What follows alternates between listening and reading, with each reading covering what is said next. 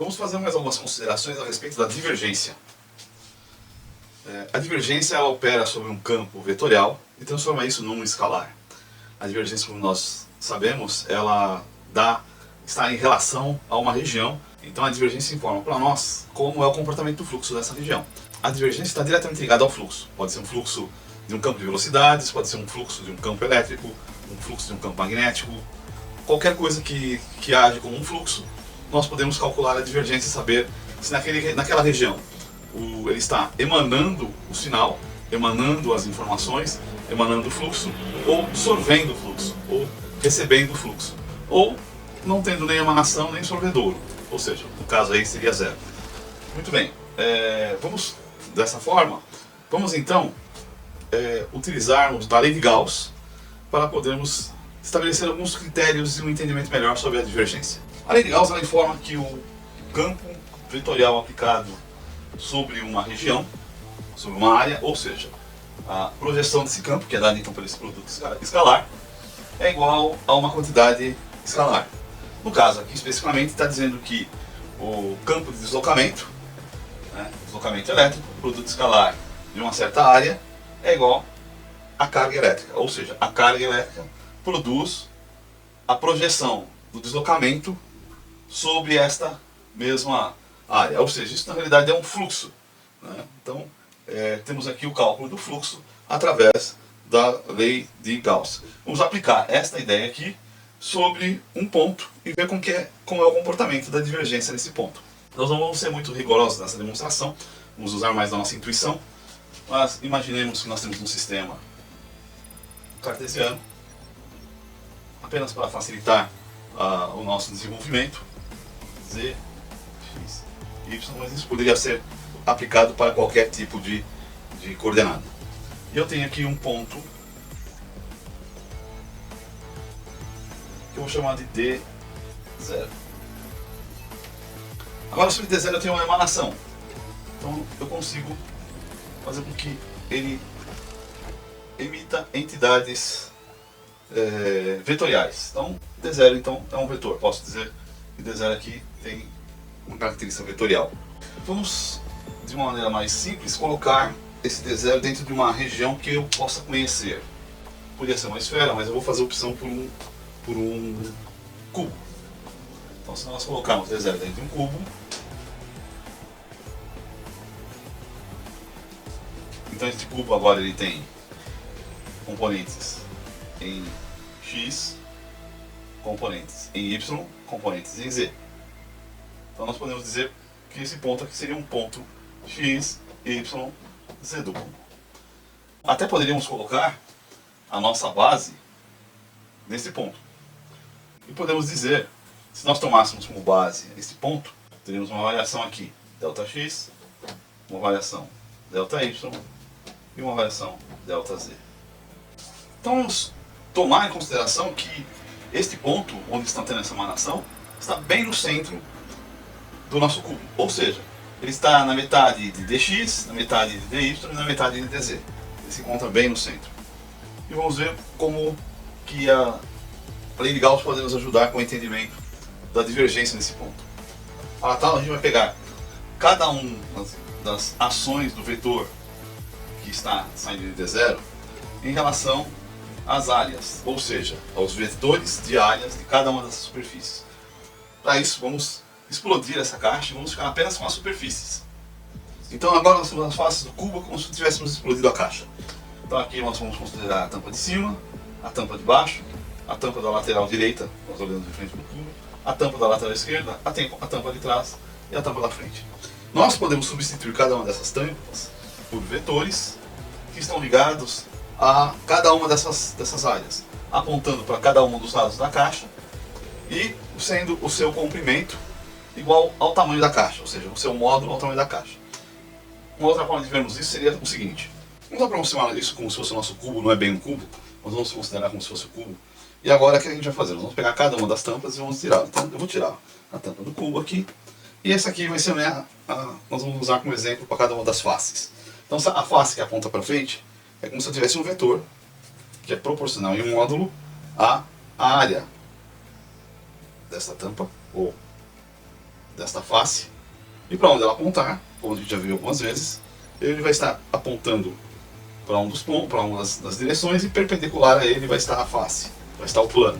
Muito bem, então aqui nós teremos a tampa apontando para frente, a tampa apontando para cima, a tampa apontando para baixo, a tampa apontando para o lado direito, a tampa apontando para o lado esquerdo e a tampa apontando para trás. Então vamos desenhar isto exatamente na nossa figura. Então temos os diversos vetores proporcionais a cada uma das faces.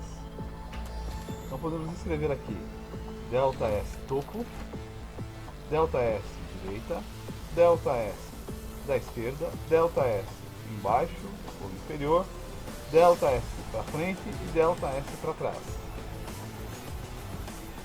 ΔS embaixo seria o ΔS baixo, ΔS frente, ΔS esquerda,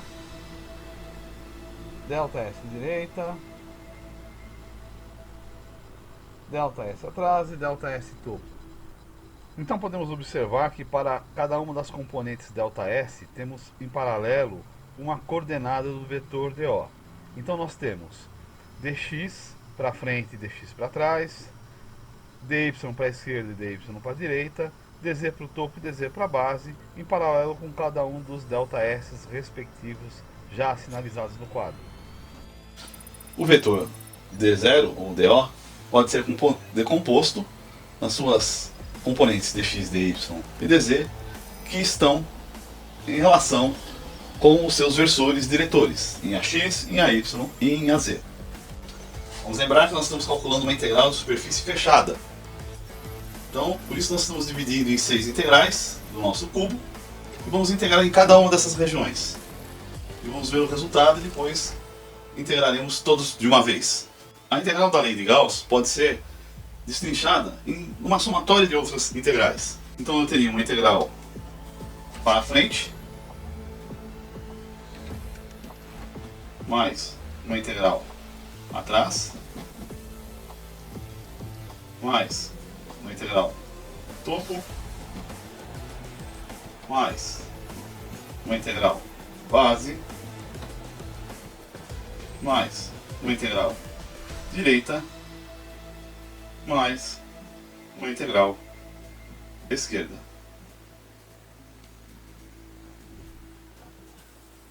E podemos aplicar agora o produto escalar em cada um desses valores. Por quê? Em cada um desses valores eu vou ter a minha projeção do meu D em cada um dos versores sobre a área que está destacada pelo vetor de superfície daquela região.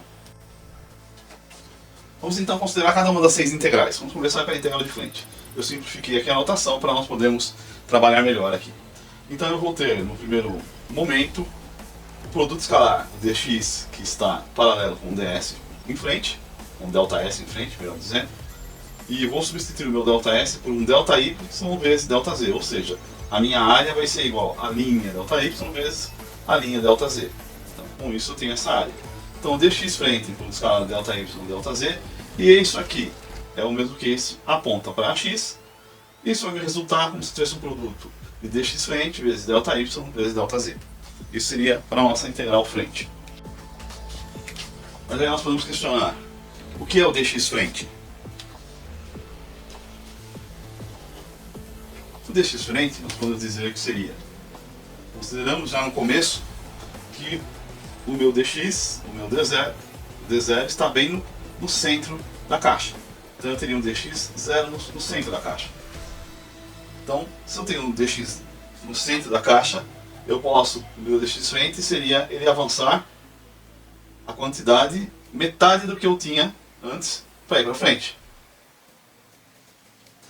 Logo, eu avançaria Δx sobre 2. Então, se eu pego minha posição dx0 e avanço mais Δx sobre 2, estou indo para frente. Lembrando que quando eu faço isso, eu estou avançando o meu dx numa direção que pode ter variação. Bom, se esta direção pode ter variação, consequentemente, o que eu tenho que levar em consideração?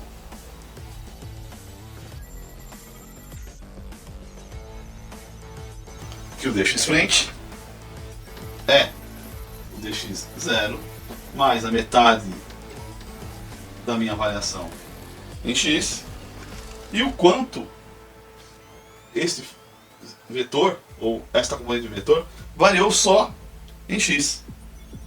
Então, para isso eu vou usar o dx del x, porque ela variou só em x aqui, no caso que eu quero levar em consideração. Ok, ela pode ter variado também em y e z, mas a variação em y e z não vai influenciar o vetor olhando apenas por x. Então, consequentemente, eu tenho que a minha integral frente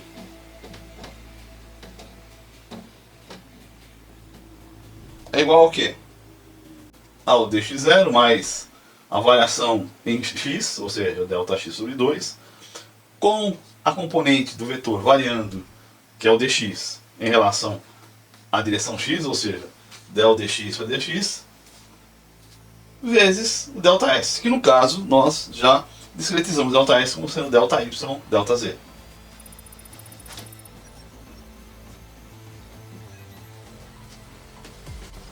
Vamos então reservar esse resultado para poder aplicá-lo com os demais que nós vamos calcular.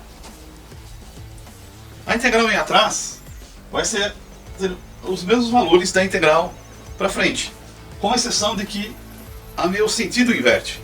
Então, o atrás eu tenho que fazer com que vá para o sentido contrário. Para isso, basta acrescentar um sinal negativo na frente de ΔY e ΔZ. É como se nós colocássemos um menos 1 vezes o ΔS menos 1 vezes ΔS aqui na direção do versor AX. E com isso nós temos o seguinte resultado: integral de atrás é igual a menos dx atrás ΔY ΔZ.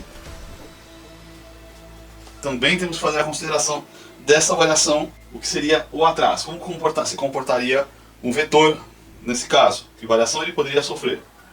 Para tanto, nós fazemos a seguinte conta: o dx atrás, que tem em módulo o mesmo valor de para frente, só que agora o sentido dele está ao contrário. Então temos que considerar que ele sai também de um dxO, ou de um dx0, de um certo ponto, e ele vai caminhar para trás. Então para isso, ele vai caminhar quanto? Um ΔX para trás, sobre 2.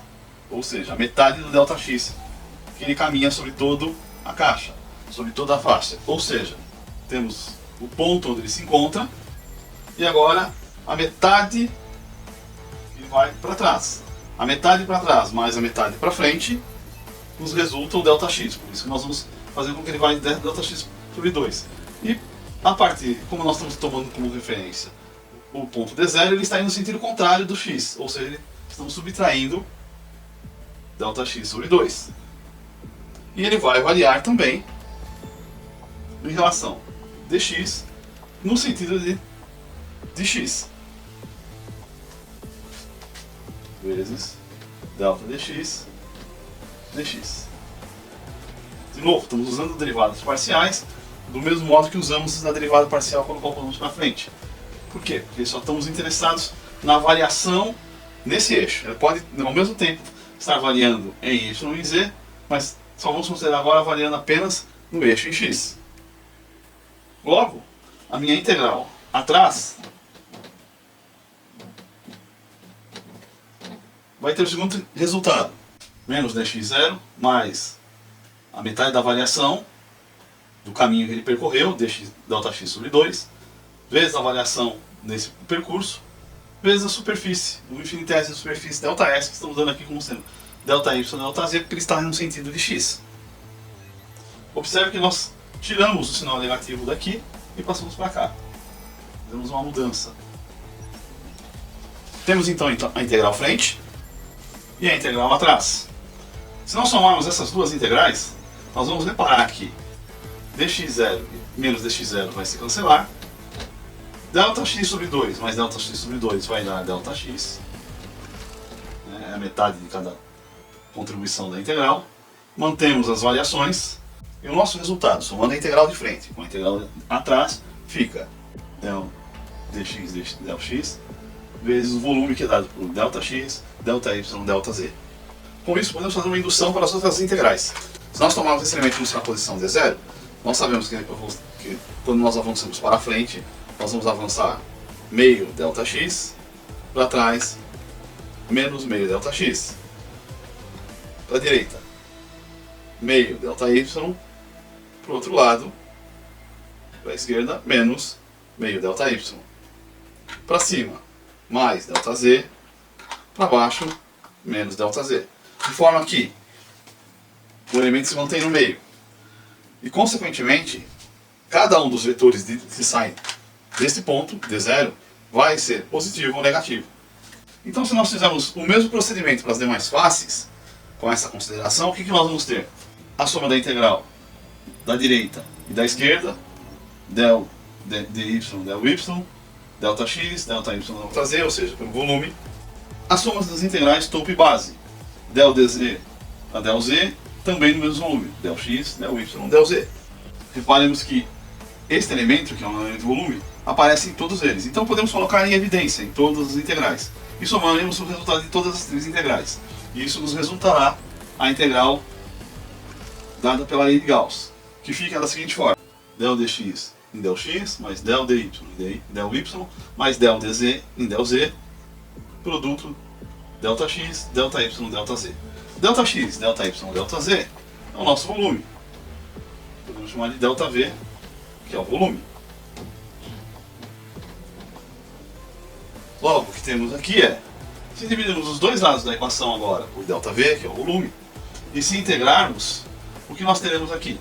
Nós, recordando que esta integral é igual a Q, é igual a um número, no nosso caso, se falarmos em termos de campo elétrico, é igual a carga contida no campo elétrico, então nós podemos dizer que esse resultado é igual a del dx del x mais del dy del y mais del dz del z é igual a Q, é igual a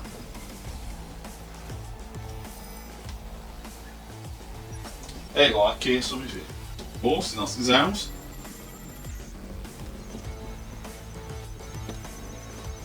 para que nós possamos usar isso, precisaríamos de um pouco mais de rigor matemático.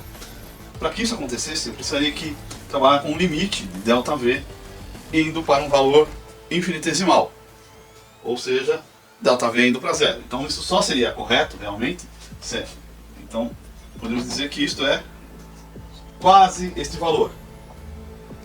Para que seja realmente este valor, precisamos fazer o seguinte: que o limite de ΔV vai para zero para que este resultado seja consistente.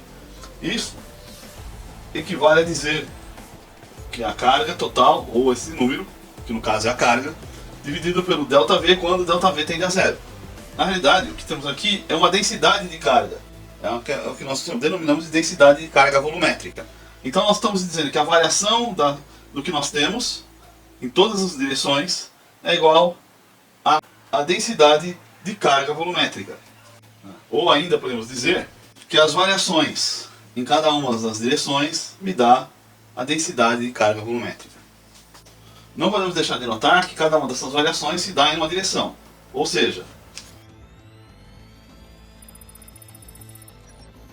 del x vai na direção de AX, del y na direção de AY, e del z de dz na direção de AZ. Temos então que um vetor operado dessa forma me resulta um escalar. Quando utilizamos este operador num campo vetorial, temos um campo escalar. Este operador é um operador de divergência, é o nosso divergente. Então podemos também reduzir para a seguinte declaração: o divergente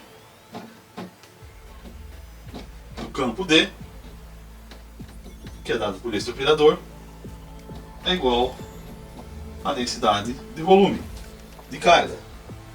Uma operação vetorial que resulta em um escalar.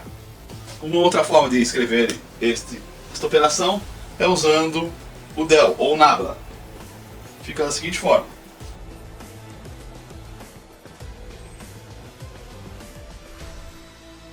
O produto escalar do del, do produto escalar do nabla sobre o campo vetorial me resulta um escalar. Ou seja, o divergente de um campo vetorial é um escalar. Retomando esse operador nabla, seria equivalente a escrever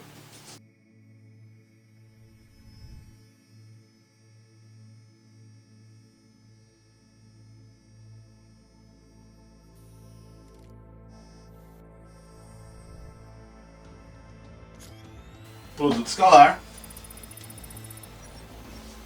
as componentes do campo escalar, que no caso é D.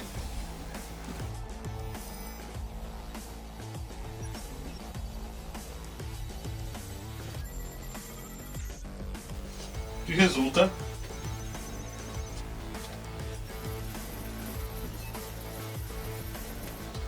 o divergente do campo vetorial é um escalar.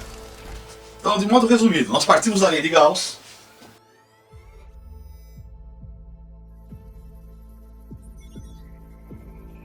O resultado aqui, no caso, do sistema elétrico, é dado em Q, que é a carga, que é dada em Coulomb.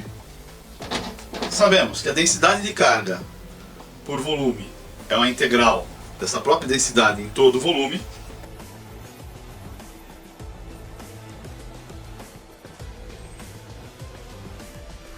Então, a integral de volume de ρV, que é a densidade volumétrica de carga, no diferencial de volume, é igual à carga que é envolvida por esse volume, igual a Q. Como vimos que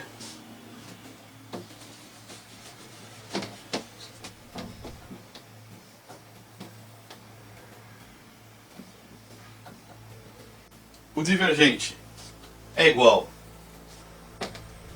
à densidade de cargas, podemos fazer as seguintes simplificações.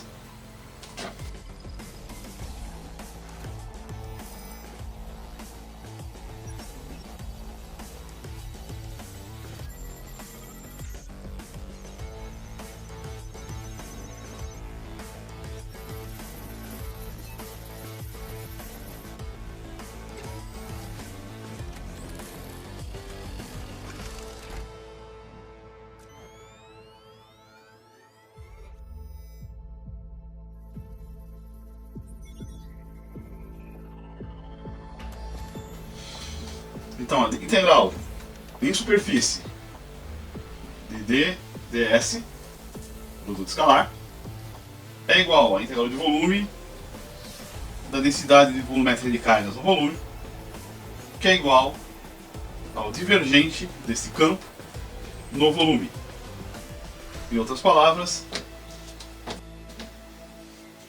a integral da componente normal de qualquer campo vetorial sobre uma superfície fechada é igual à integral da divergência desse campo através do volume envolvido pela superfície fechada.